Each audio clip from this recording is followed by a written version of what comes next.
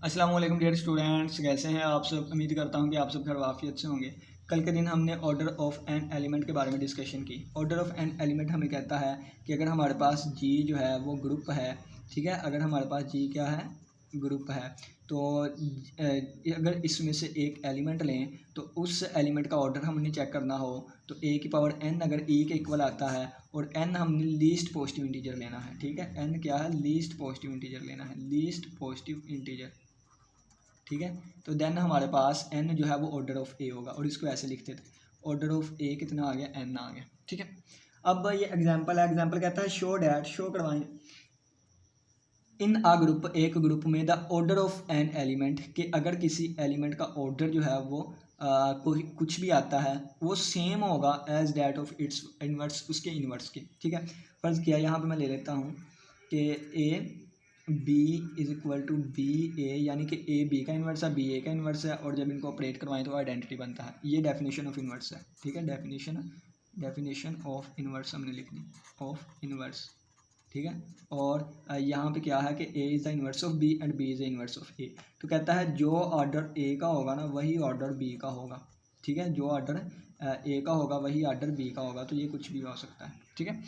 अब मज़े की बात यह है कि अब आपकी बुक में ए बी नहीं यूज़ किया गया, आपकी बुक में ये वाली चीज़ यूज़ की गई है कि ए का इन्वर्स ए इन्वर्स, ठीक है, और ये वाला उन्होंने यूज़ किया है, ठीक है। और वो कहता है कि जो ऑर्डर ए का होगा वही ऑर्डर इसका होगा, ये आप साबित करवाएं, ठीक है, इस थ्योरम से।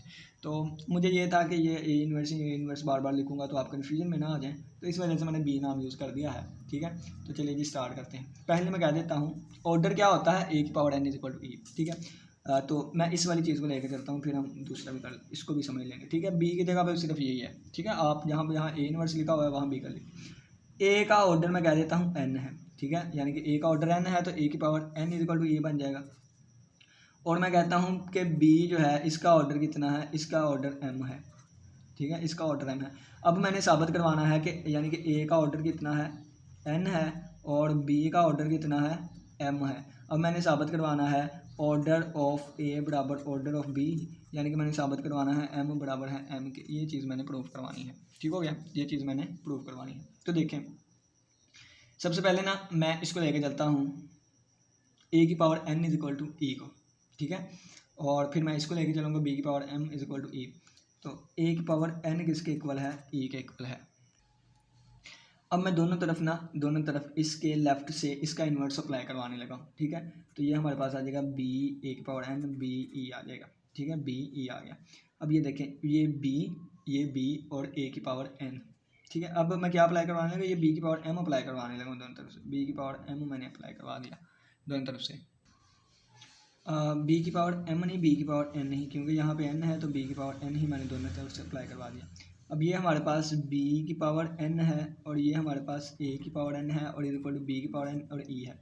ये एक दूसरे का क्या है, इन्वर्स है, ठीक है। B is inverse of A and A is inverse of A by this definition के अगर ए बी ई के इक्वल है, बी ए किसके इक्वल है, ये भी ई के इक्वल है, बी ए किसके इक्वल है, ई के इक्वल, ठीक है। तो बी की पावर एम या एन और ए की पावर एन ये भी ई के इक्वल आएगा, ठीक है। तो ये हमारे पास आ जाएगा क्या, E is equal to B की पावर एन ई, ठीक है। अब किसी भी एलिमेंट को आइडेंटिटी से मल्टीप्लाई करवाएं तो इस एलिमेंट में फ़र्क नहीं आता, तो ये हमारे पास आ जाएगा बी की power N is equal to E, यानी कि बी की power N is equal to E, ठीक है। अगर हमारे पास ए की power N is equal to E है, ठीक है, और हमारे पास बी की पावर एन भी हमारे पास किसके इक्वल आ जाए, ई के इक्वल आ जाए, और यहाँ पे हम स्टार्टिंग पे क्या कहते थे कि बी की पावर एम ई के इक्वल है, बी की पावर एम ई के इक्वल है। देखें यहाँ से हमने ये वाली चीज़ बना ली, ठीक है, इसको ख़त्म कर दें, ये वाली चीज़ आ गई, ठीक है। अब ये क्या है, ये ऑर्डर है, ये क्या है, ये ऑर्डर है, ये क्या है, ऑर्डर है।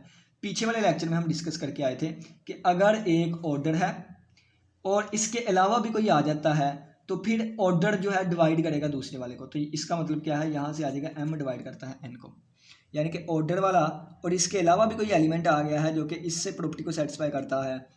बी की power M is equal to E था, बी की पावर एन भी ई के इक्वल आ गया, तो ऑर्डर वाला जो एलिमेंट होता है वो डिवाइड करता है एन को। ये मैं पीछे वाले लेक्चर में प्रूव करवा के आया था, ये देखें लिखा हुआ सारा यूज, ये चीज़ मैंने यहाँ पे समझाई थी कि अगर ए की power M is equal to E है, ठीक है, ए की पावर एम, और ये ऑर्डर है, यहाँ पे ऑर्डर एन वाला था, यहाँ पे ऑर्डर एन वाला था, तो इसका मतलब है कि एन डिवाइड करेगा एम को, ठीक है। और अगर n डिवाइड करता है m को, ठीक है, तो फिर n ऑर्डर होगा और a की पावर m में ये वाली प्रॉपर्टी पाई जाएगी। ये मैं कल के थ्योरम में ना प्रूव करवा के आया था।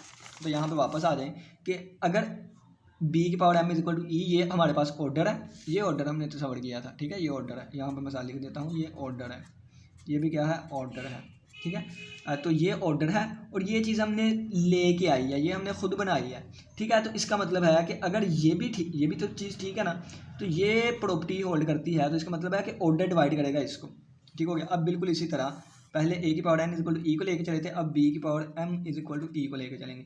अब दोनों तरफ मैं a की पावर m से ऑपरेट करवा दूंगा, ठीक है। तो ये a की पावर m b की पावर m ये दोबारा क्या बन जाएगी, अगर ये हमारे पास ए बी बराबर ई के है, ए बी बराबर ई के है, तो a की पावर m b की पावर m जो है ये भी e के इक्वल होगा, ठीक है। क्यों, कैसे इक्वल होगा, ये भी मैं थोड़ा सा आपको बता देता हूँ। दोनों तरफ मैंने पावर m ले ली, ठीक है, और e की पावर जितनी मर्जी लें e ही आता है। और ये हम थ्योरम पढ़ के आए थे कि अगर a की पावर n है तो वो अलग-अलग अप्लाई हो जाएगी, ठीक है। ये मैंने पीछे थ्योरम करवाया आप लोगों को। तो ये हमारे पास किसके इक्वल आ गया, a की पावर m b की पावर m भी e के इक्वल आ गया। तो यहाँ से आ गया e is equal to a की पावर m e को जिससे मर्जी मल्टीप्लाई करवाएं तो दोबारा हमारे पास वही एलिमेंट आ जाएगा, ये आ गया, ठीक है। अब ये हमारे पास क्या आ गया, a की power m is equal to E, ठीक है। और हम ये भी जानते हैं क्या कि a की power n is equal to E order है, ठीक है। a की power n is equal to E, ये ऑर्डर वाली चीज़ लिखी हुई है। तो अगर ऑर्डर वाली चीज़ जो है दूसरी वाली को डिवाइड करेगी, यानी कि n डिवाइड करेगा किसको, m को, यहाँ से ये आ गया, ठीक है। अब नंबर थ्योरी में हम एक रिजल्ट पढ़ के आए थे कि अगर m डिवाइड करता है n को एंड n डिवाइड करता है m को, तो इसका मतलब है कि m बराबर होता है n के, या n बराबर होता है m के, ठीक है। यानी कि ऐसा पॉसिबल हो ही नहीं सकता कि एक नंबर दूसरे को डिवाइड करता है, दूसरा पहले को भी डिवाइड करे। अगर इस तरह है तो इसका मतलब वो दोनों नंबर आपस में सिंपल है। देखिए ना, 2 डिवाइड करता है 8 को, तो 8 डिवाइड नहीं करेगा 2 को, ठीक है। या इस तरह मैं कह दूँ कि 8 डिवाइड करता है 16 को, तो 16 डिवाइड नहीं करेगा 8 को, ठीक है। तो अगर 2 डिवाइड करता है 2 को, तो इसका मतलब है ये 2 भी डिवाइड कर रहा है इसको, ठीक है। यानी कि ये देखिए, तो नंबर उसी वक्त दोनों डिवाइड करेंगे अगर वो दोनों सेम होंगे। अगर m डिवाइड करता है n को, n डिवाइड करता है m को, तो m बराबर होगा n के। बाकी ये डिविजिबिलिटी की डेफिनेशन से आप ये प्रूव भी कर सकते हैं, ये चीज़ें, ठीक हो गया। तो ये वाली चीज़ हमारे पास साबित हो गई। तो क्या साबित हो गया, m बराबर है n के। तो यही चीज़ हमने साबित करनी थी, कित गया, ये निशान लगाया था, n बराबर है m के साबित करना था। क्या m क्या है, m था हमारे पास, m गया था, m क्या था, m क्या था, m ये देखिए ऑर्डर ऑफ b था, ठीक है। m क्या है, ऑर्डर ऑफ b था। और n क्या था, ऑर्डर ऑफ a था। b को मैंने क्या कहा था, इन्वर्स ऑफ a, और ये a था। तो हमने साबित कर दिया कि order of element and its inverse same होगा, ठीक है। हेंस क्या लिखूँ, the order of an element a and its inverse b कह लें या a इन्वर्स कह लें, जो मर्जी कह लें, ठीक है, जो मर्जी कह लें, ठीक है। And its inverse as that of are same, ठीक है। The order of element a and its inverse are same होगा, ठीक है। उम्मीद करता हूँ कि आज के लेक्चर की समझ आई होगी।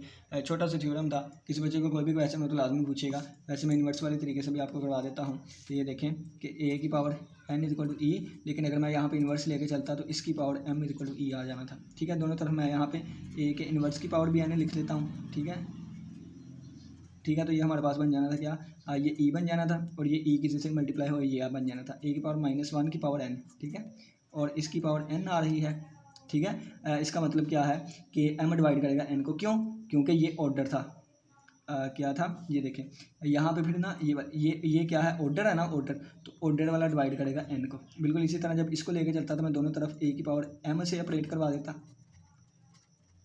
ठीक है। ये हमारे पास e बन जाता और ये a की पावर m आ जाता। a की पावर m e के इक्वल आ रहा है, तो a की पावर m e के इक्वल आ रहा है, लेकिन ये ऑर्डर था, ये n है, ये m ही है, ठीक है। और m वाला ऑर्डर कहाँ था, m वाला ऑर्डर कहाँ था, ये ऑर्डर था, n वाला ऑर्डर था, यानी कि ऑर्डर डिवाइड करेगा m वाले को, तो ऑर्डर डिवाइड कर गया m वाले को, तो m डिवाइड करता है n को, n डिवाइड करता है m को, इसका मतलब m n के बराबर है। m क्या था, m था ऑर्डर ऑफ a इनवर्स, और n क्या था, ऑर्डर ऑफ a था। तो यहाँ से हमारे पास साबित हो गया कि order of element and its inverse are same. तो उम्मीद करता हूँ आज के लेक्चर की समझ आई होगी। किसी बच्चे को कोई भी क्वेश्चन वाला लाजमी पूछेगा। इसी के साथ इजाज़त दें, अपना बहुत सा ख्याल रखिएगा। अल्लाह हाफिज़, अल्लाह निगहबान।